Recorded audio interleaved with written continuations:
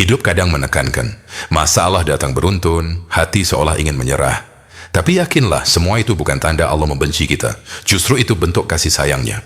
Ujian itu untuk menguatkan, bukan melemahkan. Kalau kita tidak tahan dengan bantingan kecil, bagaimana kita akan mampu menghadapi badai besar di masa depan? Hidup ini memang tidak selalu mulus. Ada saat kita jatuh, ada saat kita bangkit, tapi setiap kali kita jatuh, Allah ingin kita belajar berdiri lebih tegak. Setiap luka jiwa bukan untuk membuat kita hancur, tapi untuk menjadikan kita lebih matang. Sobat Hikmah Channel, sekarang mari kita duduk sejenak. Bayangkan sedang santai di teras rumah, sambil minum teh atau kopi. Tenangkan hati, biar apa yang kita dengar bisa masuk perlahan dan jadi pelajaran untuk hidup. Dan sekarang mari kita dengarkan sampai akhir. Sobat, ingatlah, semua rasa yang kita alami sudah pernah dialami Rasulullah Shallallahu Alaihi Wasallam. Beliau pernah gelisah, pernah khawatir, pernah merasakan bahagia, dan juga pernah menanggung kesedihan yang dalam. Kehidupan kita hanyalah potongan kecil dari perjalanan beliau.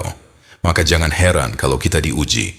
Karena Allah menjadikan perjalanan beliau sebagai cermin, agar kita tahu jalan keluar dari setiap masalah. Seandainya Rasulullah tidak diutus, mungkin kita akan kebingungan menghadapi arah hidup. Tapi Allah mengutus beliau sebagai teladan nyata. Itulah bentuk rahmat terbesar dalam kehidupan kita. Dalam perjuangan dakwah, ada masa di mana wahyu tidak turun. Biasanya wahyu datang cepat, berganti hari, berganti pekan. Tapi kali itu wahyu terhenti. Beliau menunggu, naik bukit, pulang ke rumah, tetap tidak ada wahyu turun. Kondisi ini dimanfaatkan kaum Quraisy untuk mengejek. Mereka menertawakan dan berkata, Muhammad sudah gila, Muhammad ditinggalkan Tuhannya. Bayangkan, tuduhan seberat itu diarahkan pada manusia paling mulia. Tapi beliau tetap sabar. Lalu kita, baru dituduh sok alim, sok berubah, hati sudah runtuh. Padahal Rasulullah dituduh gila, namun beliau tetap tegar. Setelah masa penuh tuduhan itu, Allah menurunkan hiburan luar biasa. 2 surat turun sekaligus, Ad-Duha dan Al-Insyirah. 2 surat ini menjadi peneguh hati Rasulullah. Allah berfirman dalam Al-Quran surat Ad-Duha, demi waktu duha, demi malam yang sunyi, Tuhanmu tidak akan pernah meninggalkanmu dan tidak akan membencimu. Dan sungguh akhirat lebih baik bagimu daripada dunia. Dan kelak Tuhanmu akan memberimu hingga engkau ridho. Janji Allah ini menghapus rasa gelisah, menenangkan hati Rasulullah, sekaligus menjadi pesan bagi kita bahwa Allah selalu bersama. Perhatikan kalimat wadduha, demi waktu duha. Itu bukan sekadar sumpah waktu. Duha adalah waktu cahaya memancar, hangat, menenangkan. Saat keluar rumah di pagi duha, ada rasa nyaman, cahaya menyinari, tubuh terasa segar. Allah bersumpah dengan itu, seolah berkata, ingatlah engkau pernah merasakan nikmat hidup, pernah menikmati cahaya, pernah merasakan lapang. Nikmat itu tidak hilang. Hanya saja Allah sedang menunda untuk melihat seberapa sabar kita. Duha adalah simbol bahwa setiap hidup punya masa terang, punya masa indah, dan itu akan kembali lagi. Kemudian Allah bersumpah dengan malam yang gelap. Gelap itu pekat, sulit bergerak, arah tak jelas. Masalah hidup seringkali begitu. Siang tampak terang, tapi hati kita diselimuti kegelapan karena beban berat. Makan tak enak, tidur tak nyenyak, senyum terasa hambar.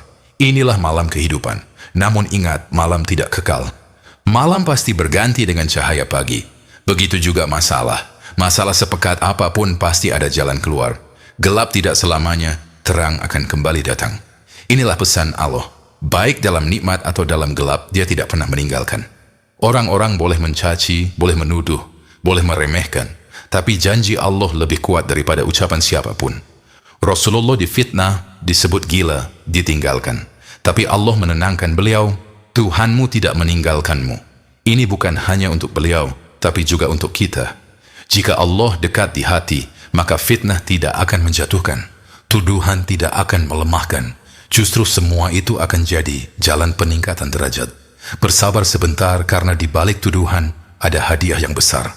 Allah menegaskan dalam surah Al-Insyirah, bukankah kami telah melapangkan dadamu, mengangkat bebanmu dan meninggikan sebutanmu?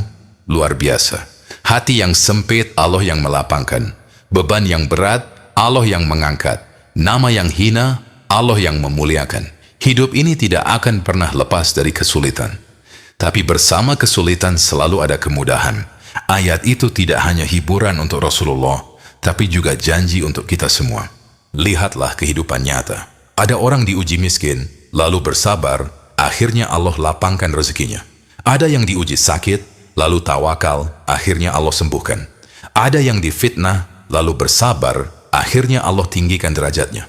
Begitu cara Allah bekerja. Jalannya mungkin tidak selalu mudah, tapi selalu pasti menuju kebaikan.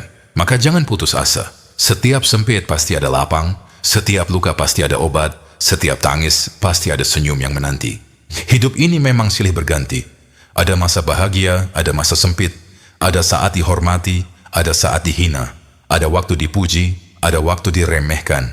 Semua itu adalah hukum Allah untuk mendewasakan jiwa. Tanpa ujian manusia hanya akan lemah. Dengan ujian manusia ditempa jadi kuat. Karena itu, jangan pernah berharap hidup tanpa cobaan. Yang harus kita lakukan adalah siap, sabar, dan percaya bahwa setiap ujian membawa hadiah tersembunyi dari Allah. Inilah hakikat tawakal. Tawakal bukan duduk diam tanpa usaha. Tawakal adalah bergerak, berikhtiar sekuat tenaga, lalu menyerahkan hasilnya kepada Allah. Rasulullah mengajarkan, ikhtiar dulu, lalu berserah diri. Seperti beliau berdakwah siang malam, menghadapi cacian, tetap berjalan, tapi hati tetap pasrah kepada Allah. Tawakal adalah kunci ketenangan, sebab orang yang bersandar pada Allah tidak akan kecewa. Siapa yang menggantungkan hidupnya kepada Allah, dia tidak akan mudah goyah. Fitnah tidak menjatuhkannya, tuduhan tidak merobohkannya, kegagalan tidak menghancurkannya.